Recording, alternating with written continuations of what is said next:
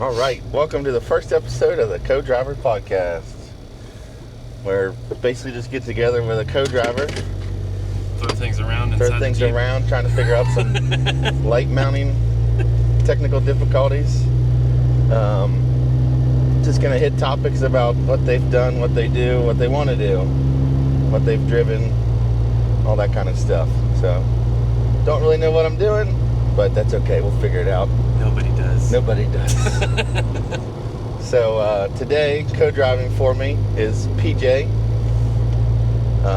We've become pretty good pals over the past couple years. We always are hitting each other with creative ideas. And sometimes he keeps me grounded, and other times I keep him grounded. Because our ideas are always not the That's what internet friends do. Yes. Originally we're internet friends somewhere along the line. And then I forget where we met. Bear chase. Oh, yes. Forget why. Oh. Technical difficulties. I'm trying to see if I can lock on to PJ. So this is obviously going to be a bunch of growing pains here. I think that worked. Well, when we turn, the camera turns. So it like kind of... Oh. Not like now. See, it's harder to use the screen to lock onto somebody, but if you pull up the app, it's really easy. There's so much going on. I know, there's a lot. Here, we'll get a behind the scenes shot so you can add it. This is what we got going on. Phone mount there, light there, GoPro there. Oh, Action 5. Gimbal. Light. All the things. See if you can click onto yourself without putting your finger in front of the camera. Like, just draw a square around it. Nope. Just do that. Let's see if it... No. There we go.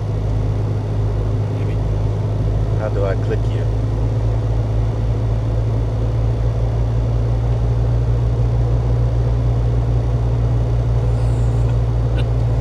I guess I have... There we go.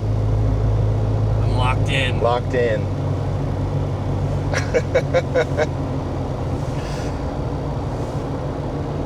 Are you cool with being that front and center on camera? Sure. Cool. Alright, so back to the action. Today we're actually driving to Bear's Den, and I somehow organized a RC crawler comp, and I don't really know what I'm doing with that either. I've got a bunch of crawlers, I've got a bunch of mini ones, 124 scale, and I have a lot of fun building them because they're so cheap to build. You can build one from the ground up for like $150. So I had this idea. I see it all the time where people will build a $100 one and go out and see what I can do. Well, I wanted to start with a stock one and then see what it does, and then $100 to mod it and see how that goes. So that's what we're going to do right now, but I wanted to record a podcast with PJ and just talk about some stuff. So PJ, I believe you still have your first vehicle, right? I do. And what is that? My 2004 Jeep Wrangler Unlimited LJ. At the time, I had no idea that it was a unicorn. Well, back in the day, they weren't really that. I mean, they were popular, but people didn't grab onto them like they do now. It was the first Unlimited, so now that there's more Jeeps and more models, and it's been 10, 15 plus years, they're a lot more rare. I have found, because we have a bunch of friends with LJs, which is kind of funny. I feel like they're the absolute perfect wheelbase. They are. I've heard many, many people refer to them as the epitome of the perfect wheelbase for off-road. Right, because I've Vice seen, versa. so PJ and our buddy Nate, I've known Nate for a really long time. I'm going to try and have him here on too. But pick up your mic now, see if I don't want to pick up any road noise. Nate also has an LJ, and for a while Nate's and PJ's builds were very similar. I'm actually running Nate's drivetrain. Yeah. Well, now, yeah. So Nate is he's Hemi swapping his. They're both going to have tons, but before,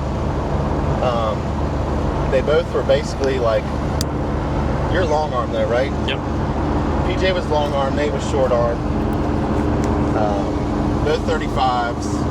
Yep. I welded Nate's rear diff. I don't know what your rear diff was. Open? It's open. Yeah, I haven't really touched the... Nate's front was open.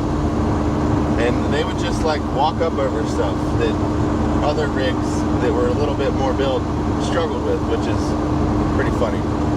But yeah, so I know you're working on it a lot right now, but what's your current arc with it?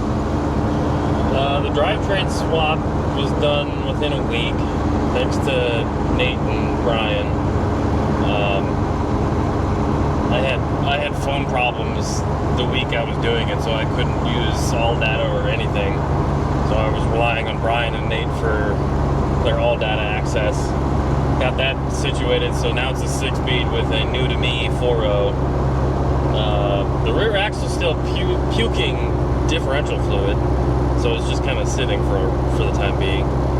And the axles are pretty much ready, but I want to do all of the gear and locker and shafts, ball joints, everything. Because you're doing Super Duty 60s, right? Yep. 2005 Super Duty axles. Culpepper Customs, Hadley's going to help me out, hook me up with bracketry and trussing and all the odds and ends that are going to be welded. He's another one that I want to try and get on the pod. If this lasts more than one episode, we'll see.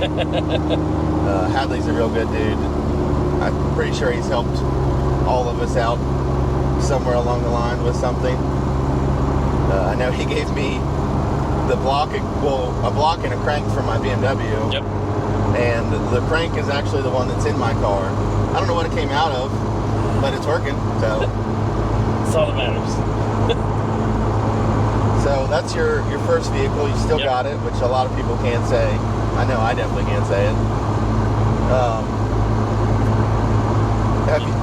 Have you had many vehicles over the years that you've had and then I was sold? about to say, I'm pretty sure I can count on one hand how many vehicles I've owned and or purchased. So can my dad, and my dad makes fun of me for it all the time. Do you have any that you regret getting rid of? Not really. That means you haven't had enough. I wish I had kept the XJ, but it just didn't make sense to hold on to it at the time because there really was no end goal or finish line with that if I kept it. Yeah. Because at the time I was having too many problems with the LJ to begin with, which is why I bought the XJ. It was supposed to be my daily. And then that thing had so many electrical gremlins. Your daily became a project, and then your project became a daily. The XJ had so many electrical gremlins, it just wasn't worth keeping. I've been through it a million times. When it just randomly shuts off while you're doing 60. The Suburban used to do that. Before it's in its current state, it was still automatic. It still had the factory fuel injection. I'd just be driving and it would just shut off. Yep. And on automatic, that's terrifying. Oh, yeah. Because you can't just like bump start it. Nope. You gotta get it stopped, put it back in gear, and then start it. I had that problem with the LJ for a while when it was going into limp mode. It would just get stuck in second gear, driving down to Remington for work, and you just had to pull over, shut it off, put it in park, sit there for like 15 minutes, start it back up, go another 15 minutes down the road. It's actually really funny. So PJ just bought a new house recently, and I actually broke down on the road that he lives on now. I don't think I ever told you that. Really? I was coming back from Key City one time in the Suburban. Recently? No, this was 2-3 years ago. We were going to Key City, RC stuff. I was coming back late at night, and I'm just driving along up and down these hills, and the Suburban shuts off, and I was able to drift into the road that you live on. get it back in gear, crank, it wouldn't fire up. I was like, oh boy, here we go. But it finally started back up and got home. But it's funny that you live on that street now. I've broken down in a lot of places that have turned into full-bore memories for me, which is funny. Have you broken down anywhere and been stuck for a while trying to get something fixed, or? I don't know if I want to open that can of worms right now. That's a long story. Well, if you go to the Dirt Drive podcast, we talk about it all the time. No, we on our way to Moab, my fuel pump was going bad before we even left, so it was kind of sputtering, and I just kind of attributed it to, just Should be fine. Jeep hiccups at that point, and I wasn't really concerned about it. I've been through so many fuel pumps in that thing. But on the way back, we made it all the way to, what was it? I can't remember the name of the town. Somewhere in Ohio.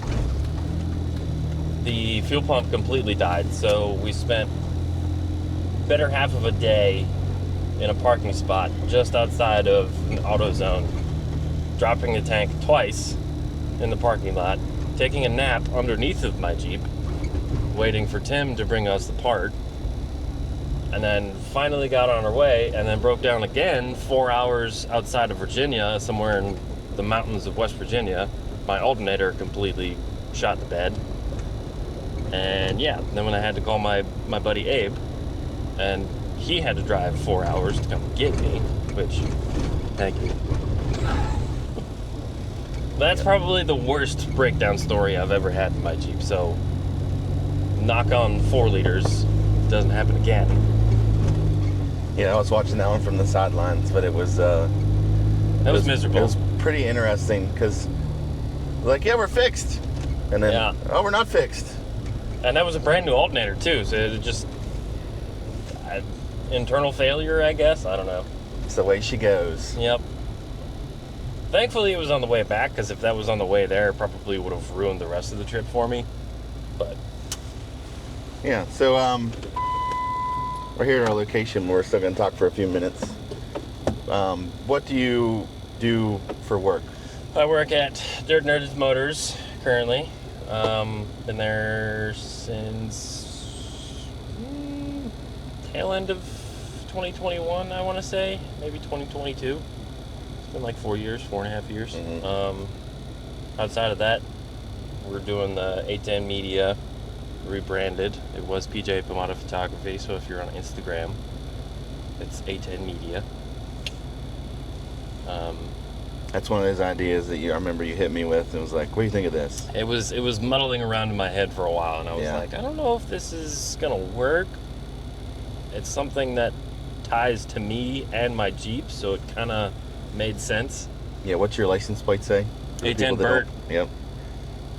Because the A10 Warthog goes brrr. So does my camera. It does. It's very fast. Yeah, you guys are doing a lot of cool stuff over there. Yep. You guys are, I think, slowly becoming one of the best shops in the area for Jeep stuff and off-road things and anything in between, really, because I know you guys work on all kinds of stuff. You're doing LS swaps and Blazers and LS swaps. Hemi We've had swaps. a couple Grenadiers in there. Yeah, those things are cool. We've lifted a Porsche. That one was pretty fun. What else have we done? We worked on the Caps mascot van. He's coming back at some point. Cool. Did a couple odds and ends for him. But yeah, we're moving right along, slowly getting more and more equipment and being better equipped. And Well, since you guys moved shops, that really... Yeah, the new shop, the square footage is definitely helping. And we just rearranged, so now that the big lift right in the dead center is my lift now, and I'm all the way in the back. We moved all of our fabrication stuff to the corner, so it's a little bit more user-friendly in the shop now. Yeah. We got the plasma table going. Yeah, that's cool. Tom's dialing in the CAD design. Brian's getting his tuning stuff figured out. So we got a pretty good, Definitely have a good setup. pretty good game plan going. The A team is getting situated. But yeah, we're doing big things. Big things. And we're going to Hammers. Yes, you guys are going to Hammers in 12 days? Something like that. Yeah, the 30th? Well, you're leaving after, right? Yes. I don't know. Actually, I was going to try and take you guys to the airport in the Suburban, but the radiator started leaking. And I don't feel like fixing it right now. I feel that. That's why I didn't fix my radiator. It was funny. My belt had started squeaking, and I didn't really think anything of it just because it was cold and it's been wet. And then the one day I got home from work, and I was like, man, I smell coolant. That's the problem. And I parked, and there was just a steady drip from somewhere crawling underneath of it. And I have 2 electric fans that are just slinging the coolant everywhere. Mm-hmm. So I don't know if it's like an in tank or just one of the fins in the radiator. I don't know, but yeah. Yep, 30th. And then we come back the 8th. Yeah. I was on their podcast the other night, which is probably going to drop after this. Yeah, Tim. Tim. To talk about this crawling competition that we're doing and shine some light on it. But yeah. So what's your year look like in 2026? Aside from Hammers, Devil's Due reached out again. They want to do more media work with me, which was pretty cool. Yeah, we've helped them out with their Jeep event for the last 2 years. Tom recently sat down with them to plan out the next one, so we got that one going. I think we're trying to do SEMA this year as well. Yeah, that's what Tim said, which is... And then potentially Hammers again, which is going to be a lot. That's tight. There's a couple events. I think, what's the big race events down in Richmond? Hyperfest. Hyperfest. It's not Richmond, but it's below south. Yeah, Yeah, it's like 4 hours from here, but I know we're supposed to help out with that. Yep, Hyperfest. I think we're trying to do at least one Overland Expo again. I'd have to ask Tom again. Yeah, I've yet to make it to one of those. I know we're trying to plan a trip to go do the Rubicon, but I don't know if that's going to be a soon thing, maybe in a couple years, but we'll see. Yeah, that'd be cool. We got to sit down with Joe Tweedy at Hammers because he wants to do the same trip. So yeah, I'm excited to see when you guys come back, who you've talked to and all that stuff, which is cool. Because you guys, so the Dirt Drive podcast is one of the reasons I wanted PJ on first, is because he's got experience with podcasting and talking to nobody, just a camera. But their podcast has really blown up, I feel like. They don't have a lot of social media traction still, which is crazy, but they've been talking to some like really impressive in-house names. Like, just, it's pretty crazy who they've been able to talk to over the past 2 years. Yeah, it's still kind of sinking in that we're doing a podcast sponsored by Poison Spider. Yeah, still it's crazy, like, where this kind of stuff can take you. And yep, it's one of these things that I've always wanted to start and try, at least get a couple episodes in and see if it works, if I like it. Yeah. And it's always on my mind. I've got this terrible, I guess you'd say, personality trait to where it's on my mind until I do it. Yeah. And I would say I'm a little bit manic in that way, where I just need to do it, and if I like it, I don't, and if it... Just do it! Yes, just do it. There's probably a couple other things that we're doing, but I'm probably blanking or just don't know about it yet. But yeah, there's a lot lined up. Yeah, I know it's a busy year for trying to get the LJ started, because I know Hadley's pretty busy. Yeah, I remember it was funny. We went to go pick up his axles, and the company that Hadley was working for, he had a crane truck. Yep. So we literally didn't have to lift a thing. He just boop, turned the crane on, picked him up, set him in Tom's truck. It was awesome. Hadley's a really good dude. He's got a lot of stuff going on. He's building very tube busy. chassis. He's really good at it. Very, very smart dude. He built a drag truck. He's building buggies, one-seater buggies, LS buggies. He's doing the Cobalt. Is it the Cobalt engine? Or the Cavalier engine? I think so. It's an Ecotech, whatever they come out of. So he's doing a lot of really cool stuff. If you follow Rock Lab Industries, he helped Steve Milano build that one. Yeah. If you follow Twin Stick Crawlers, built that one. Tommy's another one that I want to get on here and talk about because he's a really cool dude. There's a couple of them. I'm pretty sure he's helping out Angel from 7th Slot get his rig up and running again, which is cool. Get back to it, Angel. Yeah. You bum. Well, cool. I think we're gonna end it there because I'm not trying to make like super long episodes and stuff just because it's just two of us. Yeah. I may end up having more people in the future. It'd be a lot harder to stick someone in the back here, but You're just leaning over the seat in the we'll background. see. I'm gonna need some more cameras, but also need some more mics. I don't know how many of these mics I can link together. Right now, this is a cool setup because this is all mobile. My mics are connected to the camera. I don't really got to worry about anything. I could detach the audio. I can also record on these separately, and then these have like 8 gigs or 12 gigs of storage, which And is they're really cool. good quality too. Yeah, they're great, and you can dissect the audio, you can mess with it and stuff. But Thank you, DJI. DJI, Jai. But yeah, this is the first official podcast. I don't know if it'll go anywhere, if it'll go further than this. Hopefully, I kind of like talking to everybody, and especially getting people like PJ in the spotlight. He's another one that needs way more social media presence than what he has. Really good at taking pictures. I'm saying you need to be. God. I'm saying more people need to follow you. So much pressure. I don't know how I've ended up with so many followers over the past couple of years, mostly because of the Chevelle. Yeah, that blew you up. Yeah, that did. But Still blowing you up. I know it still blows up. Your name is literally plastered on it. There's a lot of people that have come up to me and like, "Were you the one that built that Chevelle?" So it's pretty cool. Yes. So Maybe. thanks for co-driving with me to the Bears Den lookout. We're gonna do some RC stuff today, and stay tuned until I get another co-driver and we see who that is, because I don't know yet. But thanks. Thanks, buddy. See ya.